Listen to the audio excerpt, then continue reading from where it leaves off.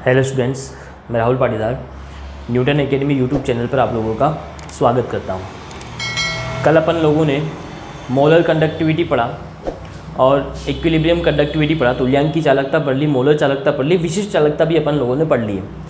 तो आज अपन इनके ऊपर तनुता का क्या प्रभाव पड़ता है उसको समझते हैं। ये अलग से आपसे क्वेश्चन पूछा जाता है कि जो आपकी विशिष्ट चालकता होती है, सबसे पहले तो उसकी बात करें कप्पा, जिससे अपन उसको डिनोट करते हैं। एक को अपन ने लैम्बडा एम से डिनोट करा था और एक को अपन ने लैम्बडा ई क्यू से डिनोट करा था। ठीक है, ये तीनों चालकताएं अपन ने पढ़ ली है। एक आपकी हो गई विशिष्ट चालकता, एक आपकी हो गई मोलर चालकता और एक होगी आपकी तुल्यांक की चालकता। तो आज आपको ये समझना है कि इन तीनों चालकताओं पर जो तनुता होती है, तनुता का मतलब समझते हो कि जैसे आप डाइल्यूट कर रहे हो और पानी मिला रहे हो, उसको तनु कर रहे हो सॉल्यूशन को, तो इनकी चालकता पर क्या प्रभाव पड़ेगा, इनकी चालकता बढ़ती है या इनकी चालकता कम होती है। तो इसको समझने के लिए अपने को डेफिनेशन पे थोड़ा सा जाना पड़ेगा, बैक जाना पड़ेगा थोड़ा सा। तो विशिष्ट चालकता की अगर बात करें तो इसके लिए मैंने आप लोगों से कहा था ये धात्विक चालकता की बात करती है, और अपन यहाँ कहा था कि एक घन सेंटीमीटर चालक की जो चालकता होती है, एक घन सेंटीमीटर चालक की जो चालकता होती है उसी को अपन क्या कहते हैं, या आप एरिया ले सकते हो, है ना।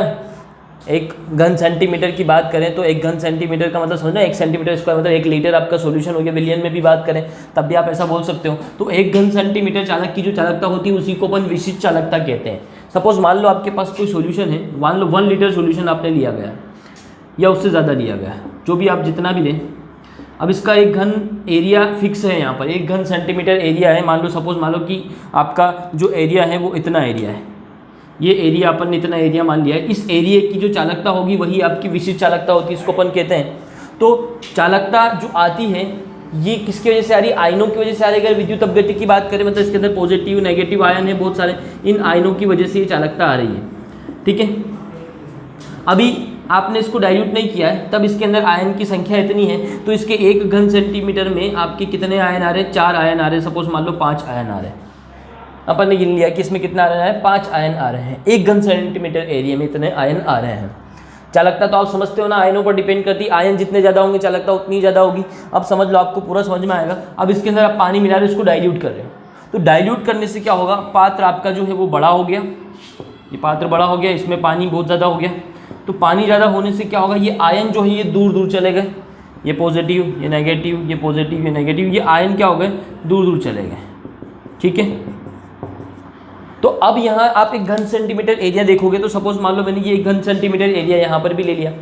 यहाँ जगह कम थी, आयतन कम था, तो आयन जो थे वो पास पास थे। जो 1 घन सेंटीमीटर एरिया उसके अंदर 5 आयन आ रहे थे। आपने जैसे ही तनुता बढ़ाई आयन दूर दूर हो गए। तो अब 1 घन सेंटीमीटर एरिया की बात करें तो उसमें आयनों की संख्या क्या हो गई, कम हो गई। देखो यहाँ पर 3 आयन आपको दिख रहे हैं, आयनों की संख्या कम हो गई, मतलब चालकता क्या हो गई, कम हो गई। आप जानते हो कि तनुता बढ़ाने पर आयनों की संख्या बढ़ेगी। जो कुछ भी अगर इलेक्ट्रोलाइट्स इसके अंदर डिसोल्व नहीं हुआ होगा वो भी डिसोल्व हो जाएगा, परंतु यहाँ पर एरिया फिक्स है कि 1 घन सेंटीमीटर की जो चालकता होती है उसी को अपन चालकता कहते हैं, विशिष्ट चालकता कहते हैं। तो यहाँ क्या हो रहा है कि तनुता बढ़ाने से पर सेंटीमीटर, पर घन सेंटीमीटर, आप ऐसा भी बोल सकते हो कि पर घन सेंटीमीटर जो एरिया है उसके अंदर आयनों की संख्या क्या होती जा रही है, कम होती जा रही है। भले पूरे से सॉल्यूशन में बढ़ रही होगी आयनों की संख्या, परंतु इस एरिया के अंदर जो घन सेंटीमीटर एरिया है, इस एरिया के अंदर आयनों की संख्या क्या होती जा रही है, कम होती जा रही है। मतलब सीधी सी बात है कि तनुता बढ़ाने पर जो आपकी विशिष्ट चालकता है उसका मान क्या होता है, कम होता है। तनुता बढ़ाने पर विशिष्ट चालकता जो होती है वो कम हो जाती है। ये इंपॉर्टेंट बात है, इसको आप नोट कर लेंगे। फिर मोलर चालकता और इक्विवेलेंट चालकता की बात करें तो यहाँ ऐसा कुछ नहीं होता है। यहाँ अपन क्या बात करते हैं, मोलर चालकता किसको कहते हैं कि ऐसा विद्युत अपघट्य जिसकी मोलरता जो है वो 1 मोल अगर विद्युत अपघट्य इस विलयन के अंदर उपस्थित है तो इसकी जो चालकता आएगी वो क्या जाएगी, मोलर चालकता आ जाएगी। अब इसकी तनुता बढ़ा रहे तो तनुता बढ़ाने पर सीधी सी बात है, ऑब्वियसली जो अगर उसके अंदर विद्युत अपघट्य जो नहीं घुला होगा, जो आयनों में नहीं बदला होगा, वो भी आयन में बदल जाएगा, तो आयनों की संख्या बढ़ जाएगी। अब यहाँ पर पूरे सॉल्यूशन की बात करते हैं, ये चालकता जो है ये पूरे सॉल्यूशन की है, और मैंने अभी जस्ट कहा है कि तनुता बढ़ाने पर पूरे सॉल्यूशन में तो आयनों की संख्या बढ़ती ही है।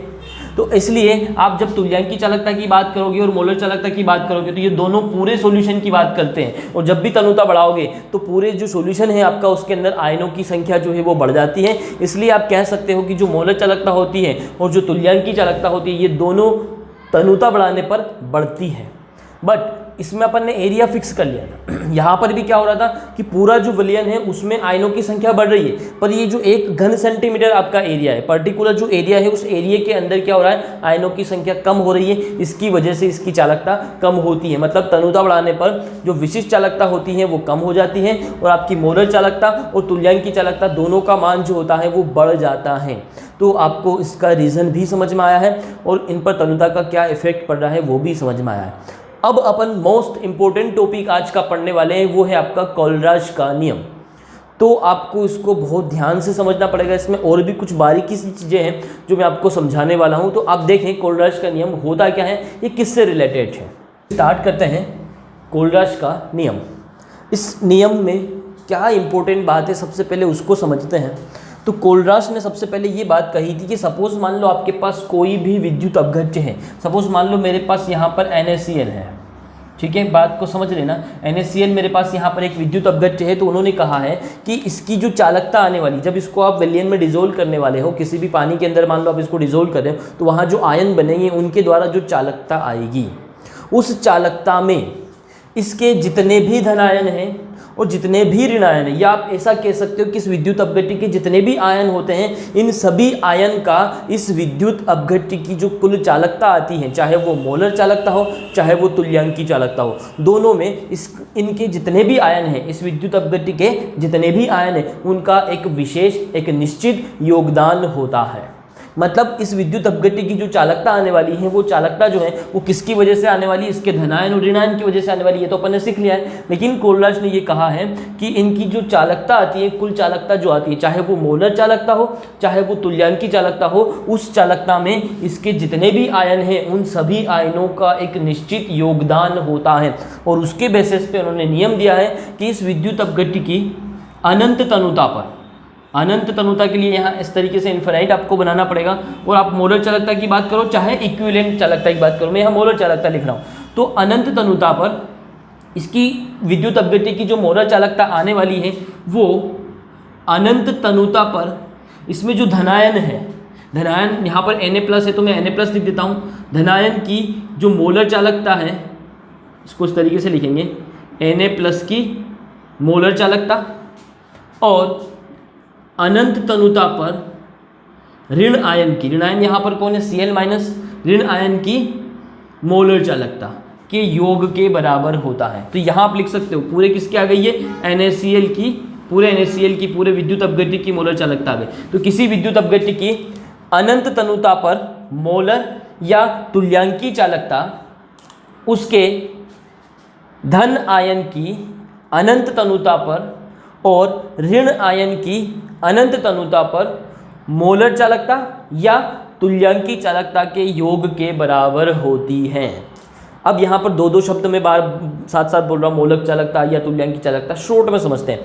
किसी विद्युत अपघट्य की अनंत तनुता पर मोलर चालकता उस विद्युत अपघट्य के धनायन की अनंत तनुता पर मोलर चालकता और ऋण आयन की अनंत तनुता पर मोलर चालकता के योग के बराबर होती है। मतलब पूरा विद्युत अपघट्य अगर इसकी चालकता आपको निकालना है तो आपके पास यदि इसके धनायन की चालकता है और ऋणायन की चालकता है, दोनों की चालकता है, तो दोनों की चालकता को जोड़ दो तो आपका क्या जाएगा, पूरे विद्युत अपघट्य की चालकता आ जाएगी। पर यहाँ पर कोलराज का नियम जो है ये बात करता है अनंत तनुता पर। तो इस शब्द का मतलब क्या है, इन्फिनिट का मतलब क्या है, अनंत तनुता का मतलब ऐसी तनुता जिस पर आपका जो विद्युत अपघट्य है वो पूरे तरीके से डाइल्यूट हो गया है, अब उसको और ज़्यादा डाइल्यूट नहीं किया जा सकता है, मतलब वो पूरे तरीके से उसमें घुल गया है, ठीक है, उससे ज़्यादा उसको नहीं घोला जा सकता है। तो ऐसी जो तनुता होती है उसी को अनंत तनुता कहा जाता है। तो यही आपका कोलराज का नियम है। ये तो नियम हो गया कि कोलराज का नियम क्या होता है, फिर से मैं आपको रिपीट कर देता हूँ। अनंत तनुता पर किसी विद्युत अपघट्य की मोलर या तुल्यांकी चालकता उस विद्युत अपघट्य के धन आयन की अनंत तनुता पर और ऋण आयन की अनंत तनुता पर मोलर चालकता या तुल्यांकी चालकता के योग के बराबर होती है।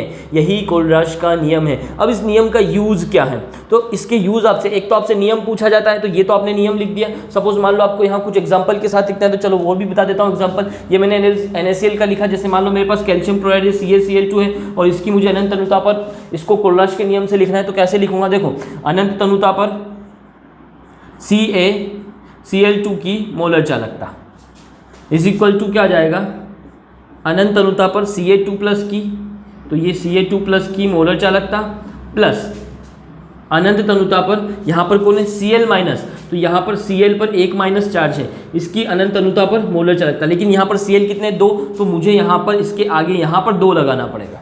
तो इस तरीके से लिखा जाएगा 2 करके, फिर आपको लिखना है लैम्बडा इनफाइनाइट Cl-m। तो इस तरीके से इसको व्यक्त किया जाता है। ठीक है, आपके पास कोई भी विद्युत अपघट्य है तो कोलराज के नियम से आप उसको ऐसा लिख सकते हैं। तो चलिए अब इसका यूज़ देख लेते हैं, इसका यूज़ क्या होता है। तो सबसे पहला जो इसका यूज़ है, उस यूज़ को समझने के लिए आपको और भी चीज़ें समझना पड़ेगी। वो है आपका पहला यूज़, मैं आपको लिख देता हूँ यहाँ पर कि जो दुर्बल विद्युत अपघट्य होते हैं, दुर्बल विद्युत अपघट्य, ये मैं आपको पढ़ा चुका हूँ। आप लोगों ने अभी तक नहीं पढ़े हैं तो मैं आपको डिस्क्रिप्शन बॉक्स में इनका लिंक दे दूंगा, वहाँ से आप पढ़ लें। दुर्बल विद्युत अपघट्य की आपको अनंत तनुता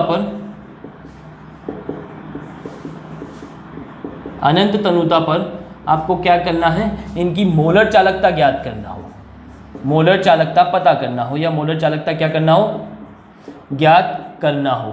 तब आप क्या करेंगे, क्योंकि मैंने आप लोगों को दुर्बल विद्युत अपघट्य पढ़ा दिया है। दुर्बल विद्युत अपघट्य को आप जब तनु करते हो तो ये पूरे तरीके से आयनों में विभाजित नहीं होते।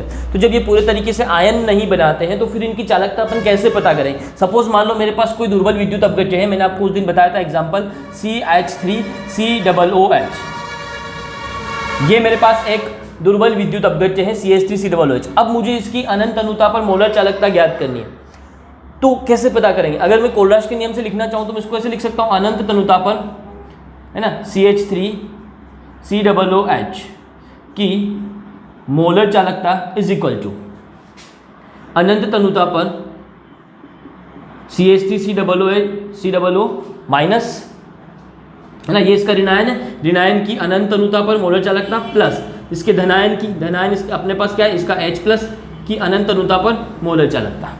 ठीक है, ये ऐसा लिख के अपन पता कर सकते हैं, लेकिन यहाँ पर ये पूरे तरीके से आयन में नहीं टूटता, तो इन दोनों को प्लस करके आप ये पता नहीं कर सकते हो। तो फिर इसके लिए अपन क्या करते हैं, तो इसके लिए दो अपने को प्रबल विद्युत अपघट्य का यूज करना पड़ेगा। अब वो जो प्रबल विद्युत अपघट्य हैं वो क्या है, 2 नहीं 3 यूज करने पड़ेंगे। देखो क्या क्या मैं आपको यहाँ बताता हूँ। सबसे पहला विद्युत अपघट्य तो मुझे जो यूज करना पड़ेगा वो मैं यहाँ लिखता हूँ, इसी का सॉल्ट में यूज कर लूंगा CH3COONA, ये इसी का सॉल्ट है। देखो H की जगह मैंने Na लिख दिया, तो ये प्रबल विद्युत अपघट्य हो गया। ये दुर्बल होता है, ये प्रबल होता है। अगर हाइड्रोजन की जगह सोडियम होगा तो ये पूरे तरीके से आयनों में विभाजित हो जाता है। तो मुझे एक तो ये ले लेता हूँ मैं, दूसरा यहाँ पर ले लेता हूँ HCl। देखो यहाँ से मुझे मिल जाएगा CH3COO जो मुझे चाहिए, ये रहा। और H+ के लिए मैंने ले लिया HCl, जिसमें से मेरे पास H+ मुझे मिल जाएगा। अब अगर मैं यहाँ देखूँ तो CH3COO यहाँ से मिल जाएगा, H+ मुझे यहाँ से मिल जाएगा। 2 चीज़ें तो मिल गई, ये दोनों चीज़ें मुझे चाहिए, तो मैंने इन दोनों के सॉल्ट ले लिए। लेकिन मेरे पास NaCl एक्स्ट्रा हो गया, तो मैं यहाँ तीसरा जो लूँगा विद्युत अपघट्य वो ले लेता हूँ NaCl। अब इन तीनों से आपको क्या समझ में आएगा वो मैं आपको यहाँ समझाता हूँ। शॉर्ट में पहले यहाँ समझाता हूँ, फिर मैं पूरा डिटेल में आपको लिख के समझाऊंगा। ये CH3COONA है, इसके अंदर देखो यहाँ पर अनंत तनुता पर मुझे क्या निकालना है, CH3COOH की मोलर चालकता मुझे पता करना है, जो मेरे पास दुर्बल विद्युत अपघट्य है। तो इसकी चालकता पता करने के लिए मैंने 3 यहाँ पर प्रबल विद्युत अपघट्य लिए हैं। इनको देखोगे ध्यान से, तो देखो इसके अंदर अगर मैं ये प्लस कर दूँ तो यहाँ से मुझे CH3COO मिल जाएगा, यहाँ से मुझे H मिल जाएगा। तो बन गया मेरा CH3COOH, बट इसमें एक्स्ट्रा क्या आ गया, Na और Cl एक्स्ट्रा आ गया। तो फिर इन दोनों में से मैं क्या कर दूँ, NaCl को माइनस कर दूँ, तो ये Na और Cl ये माइनस हो जाएगा, तो बचेगा क्या, CH3COOH। ठीक है, तो इन दोनों की चालकताओं को प्लस करके इसकी चालकता को मैं क्या कर दूँ, माइनस कर दूँ। तो बस मैं वही करूँगा, अनंत तनुता पर CH3COONA की मोलर चालकता प्लस अनंत तनुता पर HCl की मोलर चालकता, इनमें से मैं माइनस कर दूंगा अनंत तनुता पर NaCl की मोलर चालकता। इतना काम अगर मैं कर लूँगा तो मेरे पास ये जो दुर्बल विद्युत अपघट्य था CH3COOH, इसकी क्या आ जाएगी, मोलर चालकता आ जाएगी। कोई प्रॉब्लम भी नहीं आएगी, क्योंकि ये भी पूरे तरीके से आयनों में बदल जाता है, ये भी बदल जाता है और ये भी बदल जाता है। तो बस इनसे अपन इसको सोल्व कर लेंगे, डायरेक्ट नहीं कर सकते। क्यों डायरेक्ट इसलिए नहीं कर सकते, क्योंकि ये आयनों में परिवर्तित होगा ही नहीं। तो अगर इनकी चालकता अपने को पता है तो इन दोनों को प्लस करके ये माइनस कर देंगे, इसकी आ जाएगी। अब इसको सोल्व कर लेते हैं, आपको सोल्व करके भी एग्जाम में इसको बताना पड़ेगा। चलिए मैं आपको सोल्व करके बता देता हूँ, इसको रफ कर देते हैं। तो देखो ये तो अपने को पता करना है, इसको आप कैसे लिखोगे, तो जाओ इसके कोलराज के नियम से अगर बात करो तो अनंत तनुता पर CH3COO माइनस की मोलर चालकता यानी ऋणायन की मोलर चालकता प्लस इसी के धनायन की मोलर चालकता। तो धनायन इसमें कौन है, Na प्लस की मोलर चालकता। तो इसको अपन ने तोड़ दिया। इसमें मुझे प्लस करना है HCl, तो इसकी भी वही लिखते हैं, ऋण आयन की अनंत अनुता पर मोलर चालकता क्या है, Cl माइनस इसका ऋण आयन है, इसकी मोलर चालकता प्लस इसका धनायन कौन है, धनायन की अनंत अनुता पर मोलर चालकता, धनायन इसका H प्लस है, इसकी मोलर चालकता। ठीक है, फिर माइनस करके मुझे लिखना है इसको NaCl का। तो ये माइनस का साइन लगाया मैंने, और मैं यहाँ ब्रैकेट में लिखूंगा अनंत अनुता पर Na प्लस की मोलर चालकता प्लस फिर Cl की तो अनंत तनुता पर Cl माइनस की मोलर चालकता, और ये ब्रैकेट क्लोज हो गया। ठीक है, अब इसको सोल्व कर लो। तो ये तो ऐसा कैसा एज इट इज रहेगा, अनंत तनुता पर CH3COO माइनस की मोलर चालकता प्लस अनंत तनुता पर Na प्लस की मोलर चालकता। ये तो आपको लिखना आ जाएगा ना, सब इनको तोड़ के लिख दिया, इसका धनायन ऋणायन अलग अलग लिख दिया, इसका अलग अलग लिख दिया, इसका भी अलग अलग लिख दिया, ज़्यादा कुछ नहीं किया। ठीक है, फिर ये प्लस का साइन ऐसा कैसा, फिर यहाँ पर अनंत तनुता पर Cl माइनस की मोलर चालकता प्लस अनंत तनुता पर H प्लस की मोलर चालकता। अब ये ब्रैकेट को ओपन करोगे तो माइनस से ये प्लस भी क्या हो जाएगा, माइनस हो जाएगा। आप सब लोग जानते हैं, यहाँ माइनस का अनंत तनुता पर Na प्लस की मोलर चालकता माइनस अनंत तनुता पर Cl माइनस की मोलर चालकता। बस ये लिखना आना चाहिए, इतना लग रहा होगा, इतना सब कुछ लिख रहे हैं, है बहुत सिंपल, इसको लिखने में कोई दिक्कत नहीं आने वाला। अब आप देखोगे तो ये Na प्लस जो है यहाँ पर, ये जो धनायन आपको दिख रहा है ये प्लस का है, और यहाँ पर ये Na प्लस जो है ये माइनस का है। तो देखो ये प्लस का और ये माइनस का आपका कैंसिल हो जाएगा। इसी तरीके से ये Cl माइनस प्लस का है, ये Cl माइनस माइनस का है, ये भी आपका क्या हो जाएगा, कैंसिल हो जाएगा। तो देखो बचेगा क्या, अनंत तनुता पर CH3COO माइनस की मोलर चालकता प्लस ये बच रहा है अनंत तनुता पर H प्लस की मोलर चालकता, और यही तो अपने को चाहिए था, इसकी निकालने के लिए यही तो चाहिए, CH3COOH की मोलर चालकता निकालने के लिए यही तो अपने को चाहिए, ये आ गया आपका। तो इस तरीके से जब आपके पास कोई दुर्बल विद्युत अपघट्य हैं तो उनकी चालकता को आप किन्हीं दूसरे प्रबल विद्युत अपघट्य की सहायता से क्या कर सकते हो, पता कर सकते हो। ये इसका एक मोस्ट इंपॉर्टेंट क्या है, यूज़ है। और भी इसके यूज़ हैं जो मैं आपको अभी समझाने वाला हूँ। ये एक लगता है मुझे कि आप लोगों को समझ में आ गया होगा, नहीं समझ में आया तो वीडियो को पॉज करें, रिवर्स करें, फिर देखें, बार बार देखें, आपको मुझे लगता है कि ये आपको क्लियर समझ में आ जाएगा। चलिए नेक्स्ट इसका यूज़ देखते हैं। सेकेंड जो इसका यूज़ है वो है वियोजन की मात्रा पता करना। अब ये वियोजन की मात्रा जो होती है इसको अल्फा से डिनोट किया जाता है। वियोजन होता क्या है, वियोजन की मात्रा को अपन लिखेंगे अल्फा इज इक्वल टू होता है कि नीचे यहाँ आता है कुल आयनों की संख्या, कुल आयनों की संख्या। ठीक है, वियोजन का मतलब ये होता है कि आयनों में वियोजित होना। तो उसको कैसे निकालेंगे, तो कुल कितने आयन हैं आपके विद्युत अपघट्य में, कुल आयन कितने हैं, और जो अनंत तनुता पर अगर बात करें, अनंत तनुता पर आयनों की संख्या, अनंत तनुता पर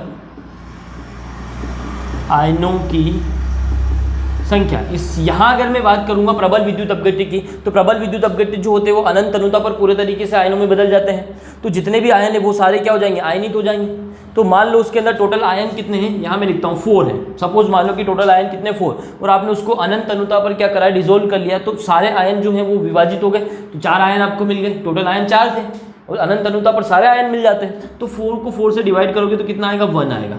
मतलब आप बोल सकते हो कि जो अनंत तनुता पर प्रबल विद्युत अपघट्य जो होते हैं उनकी वियोजन की मात्रा जो होती है वो 1 होती है। लेकिन यहाँ पर आपको वियोजन की मात्रा प्रबल विद्युत अपघट्य की नहीं निकालना है, आपको निकालना है दुर्बल विद्युत अपघट्य की। तो कैसे निकालोगे, दुर्बल विद्युत अपघट्य पूरे तरीके से आयन में परिवर्तित नहीं होता है, तो उनको निकालने के लिए अपन क्या करेंगे, अल्फा इज इक्वल टू, ये अब मैं बात कर रहा हूँ यहाँ पर दुर्बल विद्युत अपघट्य की, तो उनको अपन क्या करेंगे, अनंत तनुता पर, अनंत यहाँ नीचे लिखाऊंगा, अनंत तनुता पर उनका जो आयनों की संख्या उनके पास कितनी है, क्योंकि अनंत तनुता पर कोई भी जो विद्युत अपघट्य होता है वो पूरे तरीके से डिसॉल्व हो जाता है। मतलब अनंत तनुता पर अपन मान सकते हैं कि ये ऐसा भी बोल सकते हैं सीधे कि अनंत तनुता मतलब क्या, कुल आयनों की संख्या। तो यहाँ मैंने नीचे लिख दिया अनंत तनुता पर आयनों की संख्या, और ऊपर आपको आपका विद्युत अपघट्य जो है आपके पास वो किस सांद्रता में है, आपने उसको कितनी सांद्रता तक डिसोल्व किया है। तो यहाँ पर लिख सकते हैं सांद्रता को अगर C मानता हूँ तो C सांद्रता पर आयनों की संख्या, इसी को वियोजन की मात्रा कहते हैं। अब ये जो मात्रा आप निकाल सकते हो, अनंत अनुता पर जो आयनों की संख्या है उसको अपन कैसे निकालते हैं, लैम्बडा इनफाइनाइट m, और ऊपर अपन लिख देंगे यहाँ मोलर चालकता की अगर बात करें तो अनंत अनुता पर नहीं करेंगे, C सांद्रता पर बात करेंगे। तो बस आपको अब क्या करना है कि ये जो वैल्यू है मोलर चालकता जो निकालनी है अनंत अनुता पर, ये अपन किसकी सहायता से निकाल लेंगे, कोलराज के नियम से निकाल लेंगे, और आपका क्या आ जाएगा, वियोजन की मात्रा आ जाएगा। तो जब भी वियोजन की मात्रा निकालनी है उसके लिए ये फॉर्मूला यूज़ किया जाता है, और इस फॉर्मूले में जो ये आपको तनुता जो निकालनी है, मोलर चालकता जो निकालनी है अनंत अनुता पर, वो कोलराज के नियम से निकाली जा सकती है। मतलब कोलराज के नियम से आप किसी भी दुर्बल विद्युत अपघट्य की वियोजन की मात्रा भी निकाल सकते हो। तो ये भी आपको समझ में आना चाहिए। इससे रिलेटेड, कोलराज के नियम से रिलेटेड आपको कुछ न्यूमेरिकल भी पूछे जा सकते हैं, और भी इसके यूज़ है। ज़्यादा यूज़ आपसे पूछे नहीं जाएंगे एग्जाम में, 2 ही यूज़ आपसे पूछे जाएंगे। कोलराज का नियम क्या है, इसके 2 अनुप्रयोग लिखिए, यही आपसे क्वेश्चन आएगा। इसलिए मैंने आपको 2 ही यहाँ पर समझाए हैं। इस बार आपके पास समय की कमी है, इसलिए ज़्यादा डिटेल में मैं बात नहीं कर रहा हूँ। और नीट और जेईई वालों के लिए मैं अलग से आपको पूरा एडवांस केमिस्ट्री के लेक्चर जो है मैं आपको देने वाला हूँ बहुत जल्दी, तो आप वहाँ से पढ़िएगा, यहाँ से भी पढ़िए, यहाँ से आपका बेसिक कवर होगा और वहाँ फिर आपको सारी चीज़ें समझ में आ जाएगी। तो चलिए आगे अपन इसके कुछ न्यूमेरिकल देख लेते हैं आज। देखो क्वेश्चन बहुत आसान है, अभी जस्ट मैंने आपको समझाया था, उसी से रिलेटेड आपसे क्वेश्चन पूछा गया है। यहाँ आपसे कहा गया है कि लैम्बडा को इस तरीके से भी लिखा जाता है ना, जरूरी नहीं कि आप पूरा इस तरीके से ऐसे बनाएं, आप ऐसे बना देंगे तो उसका मतलब भी लैम्बडा ही होता है, आपको जैसे बनाना आप बनाएं। तो ये लैम्बडा m इनफाइनाइट आपको पता करना है, किसके लिए, एसिटिक एसिड के लिए, वही अभी अपन ने लिखा था CH3COOH के लिए, ये आपसे ज्ञात करने के लिए कहा गया है। लेकिन इसमें आपको क्या क्या दिया हुआ है उसको देखेंगे आप, तो आपको यहाँ दिया हुआ है इनफाइनाइट, क्या क्या दिया हुआ है देखिए आप, इसमें HCl के लिए दिया हुआ है, HCl की आपको मोलर चालकता अनंत अनुता पर आपको दे रखी है, कितना दिया हुआ ये है आपके पास, आप स्क्रीन पे क्वेश्चन देखिए 426.0 ohm inverse, ohm inverse centimetre square mole inverse है ना। ये यूनिट आपको याद रखना है, यूनिट का बहुत यूज़ होता है, ठीक है, सेंटीमीटर स्क्वायर और मोल इनवर्स। फिर आपका इसी तरीके से यहाँ पर आपको एक और चीज़ दिया हुआ है, सेकंड आपको दिया हुआ है यहाँ पर CH3COONA का दिया हुआ है, वही अनंत अनुता पर मोलर चालकता दे के रखी हुई है इसकी भी, ये आपको दी हुई है 91.0, ठीक है। अब मैं सबका यूनिट नहीं लिख रहा हूँ यहाँ पर। और थर्ड जो दिया हुआ है अनंत अनुता पर आपको, वो दिया हुआ है NaCl का, मोलर चालकता दिया हुआ है इसका भी, इसकी मोलर चालकता आपको कितनी दी हुई है 126.0, ठीक है। तो अब मैं आपको पूरा डिटेल में यहाँ उसको पहले जैसे अपन ने किया था वैसे ही करना है, ठीक है। क्या करना पड़ेगा, CH3COOH की निकालने के लिए CH3COONA के आप में प्लस करना पड़ेगा आपको HCl और माइनस करना पड़ेगा NaCl। तो ये आपको एग्जाम में लिखना पड़ेगा कि अनंत अनुता पर अगर मुझे यहाँ पर चाहिए मोलर चालकता किसकी, CH3COOH की, तो मुझे क्या करना पड़ेगा, मुझे करना पड़ेगा कि अनंत अनुता पर, सोल्व कर रहा हूँ मैं इसको है ना, अनंत अनुता पर मोलर चालकता मुझे चाहिए CH3COONA की, इसमें मुझे प्लस करना पड़ेगा अनंत अनुता पर मोलर चालकता किसकी, HCl की, और इसमें से मुझे माइनस करना पड़ेगा अनंत अनुता पर मोलर चालकता NaCl की, बस। और ये तीनों आपको दिए हुए, बस हो गया सवाल, कितना सिंपल सवाल था। CH3COONA की जो मोलर चालकता है वो आपको दे रखी है, ये रहा यहाँ पर 91.0, तो ये आप लिख लें। इसमें आपको प्लस करना है HCl की, कितनी दे रखी है देखिए, ये आपको HCl की यहाँ दे रखी है 426.0, ठीक है। इसमें से मुझे माइनस करना है 126.0, बस इतना ही आपको काम करना था। तो किसकी आ जाएगी, CH3COOH की आ जाएगी। तो कोलराज के नियम का ये यूज़ होता है, अनंत अनुता पर मोलर चालकता आपको आ जाएगी CH3COOH की, यहाँ से आपकी निकल जाएगी। आप चाहें तो इसको पूरा प्रूफ कर सकते हैं। सबसे पहले आप क्या करेंगे, CH3COOH को आप पूरा ओपन करके लिखेंगे CH3COO-H+, जैसा मैंने पहले करवाया था। फिर आप इसको लिखेंगे, फिर इसको ओपन करेंगे, फिर इसको ओपन करेंगे, फिर जो कट रहा है उसको काटेंगे, तो आपका ये आ जाएगा। प्रूफ भी करके बताना पड़ेगा कि जब आप इसमें से इसको प्लस करते हो और फिर इसको माइनस करते हो तो ये आ जाता है। तो पहले उसको प्रूफ करेंगे, फिर आप इसको सोल्व करके देंगे, ठीक है। तो मैंने यहाँ डायरेक्ट कर दिया है। जब आप इसमें इसको प्लस करके माइनस करेंगे तो आपका आंसर आ जाएगा 391.0। अब यहाँ यूनिट लिखना है मोलर चालकता। मोलर चालकता की इकाई क्या होती है, ये होती है आपकी ohm inverse centimetre square mole inverse, यही आपका आंसर है। यूनिट भी आपको लिखना है, विदाउट यूनिट के आपको उसको छोड़ना नहीं है। तो ये आपका सवाल हो गया। चलिए और भी देख लेते हैं अपन, इस टाइप के और भी सवाल देख लेते हैं।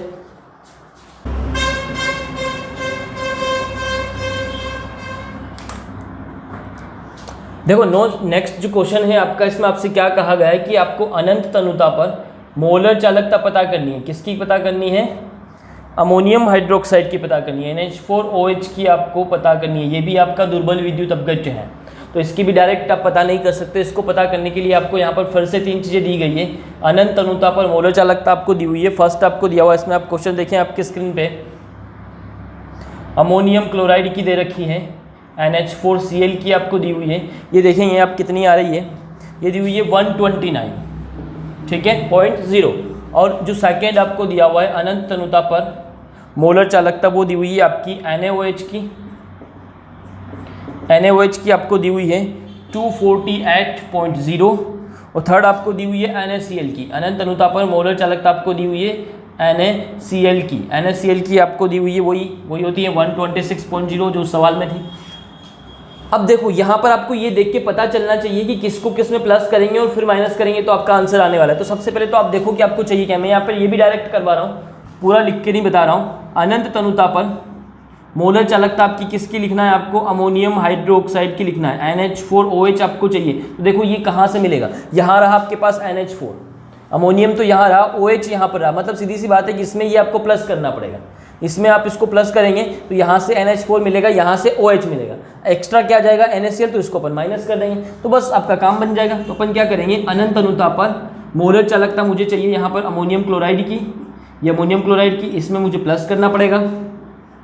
अनंत तनुता पर मोलर चालकता किसकी? NaOH की। तो आप लोग इसको कैसे करेंगे, पूरा डिटेल में कैसे करेंगे, आप यहाँ पर सीधा NH4Cl मत लिखिए, आप इसको माइनस में लिखिए, NH4 प्लस और Cl माइनस, इस तरीके से सबको ओपन करके लिखिए, फिर काट पीट कीजिए, तो आपका वो लास्ट में वो बच जाएगा। तो ये प्रूफ करके बताना पड़ेगा, फिर आप उसको आंसर सोल्व करेंगे। पहले भी मैंने आपसे कहा है आप वैसे ही करेंगे।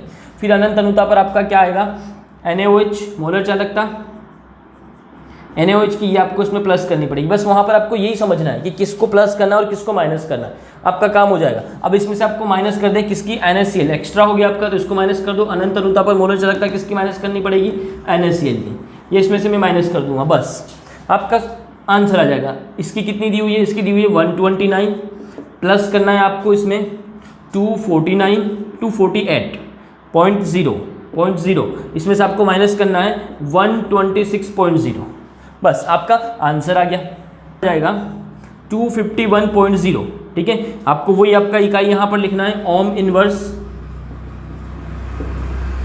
सेंटीमीटर स्क्वायर मोल इनवर्स, ठीक है। और ये आपका आ गया अनंत तनुता पर मोलर चालकता अमोनियम हाइड्रोक्साइड की। तो अब मुझे नहीं लगता कि आपको कोलराज के नियम के इस टाइप का जो अनुप्रयोग है इसमें कहीं से कहीं तक प्रॉब्लम आने वाली है। इस टाइप का सवाल आता है तो आप सबसे पहले इसी टाइप का सवाल करेंगे, क्योंकि मुझे नहीं लगता कि इससे ज़्यादा आसान आपको सवाल मिलने वाला है।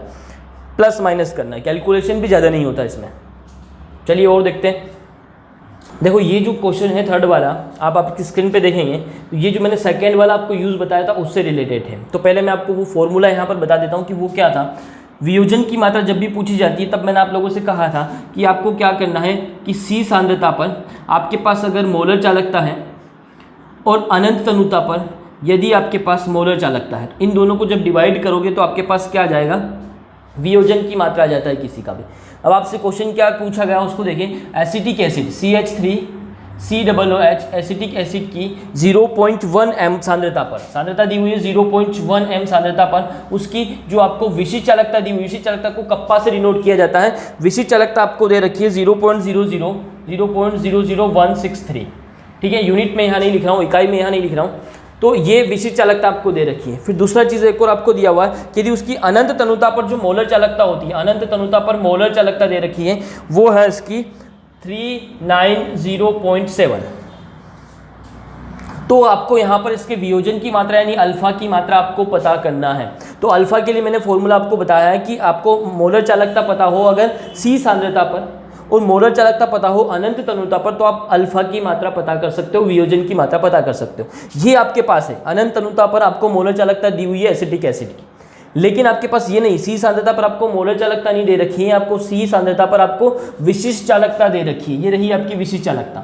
और मैं आपको विशिष्ट चालकता, मोलर चालकता, तुल्यांकी चालकता, सारी चालकताएं पढ़ा चुका हूँ। तो अगर आप फॉर्मूला देखोगे कि जो मोलर चालकता होती है, C सांद्रता पर जो मोलर चालकता होती है, इस चालकता की अपन ने डेफिनेशन पढ़ी थी, ये होती है kappa into 1000 upon m।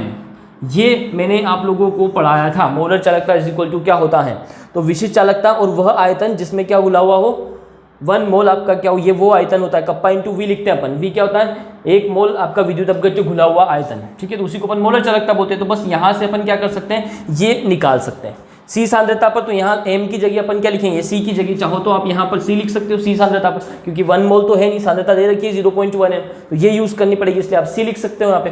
Kappa आपको दिया हुआ है कितना, 0.00163 इंटू 1000 आपका आ जाएगा, और C सांद्रता आपको दे रखी है 0.1, तो यहाँ पर लिखेंगे 0.1। बस इसको सोल्व करना है।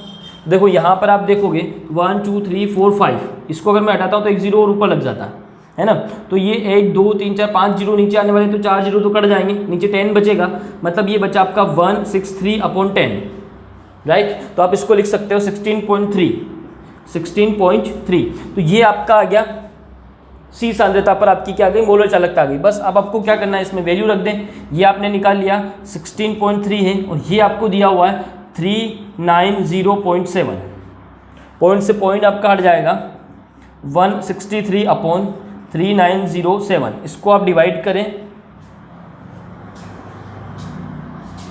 तो आपका आंसर आएगा 0.04 के समथिंग, और भी आगे आप इसको सोल्व कर सकते हो। एग्जैक्ट अगर आंसर देखोगे तो 0.0417 आएगा।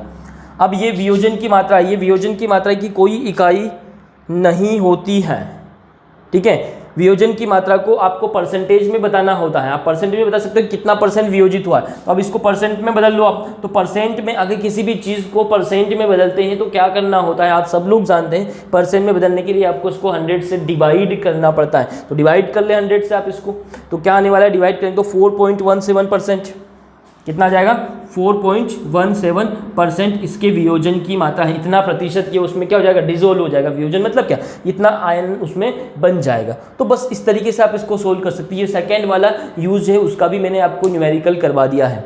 अब आपको करना क्या है, थोड़ा सा मेहनत करना है, जो चीज़ें मैंने पहले सिखा दी है, जब तक आप उन चीज़ों को नहीं सीखोगे तब तक आप इनको नहीं कर सकते हो। तो अपना जो रिवाइज सिलेबस आया है उसके हिसाब से ये यूनिट आपका आज कंप्लीट हो जाता है। सारे टॉपिक मैंने आपको इसमें कवर करा दिए हैं। एक बार आप उस सिलेबस को देखेंगे, उसके टॉपिक देखेंगे, और इस वीडियो में जितने भी वीडियो मैंने आपको दिए उन सब वीडियो में उन सभी टॉपिक को एक बार कवर कर लें। एनसीईआरटी की बुक उठाएं, वहाँ से पढ़ें। फिर भी कोई प्रॉब्लम आता है तो आप मुझे कमेंट बॉक्स में बताएं कि आपको क्या प्रॉब्लम आ रहा है इस यूनिट में। अब अपन स्टार्ट करेंगे नेक्स्ट यूनिट, 4th यूनिट, ठीक है। मिलते हैं कल की क्लास में।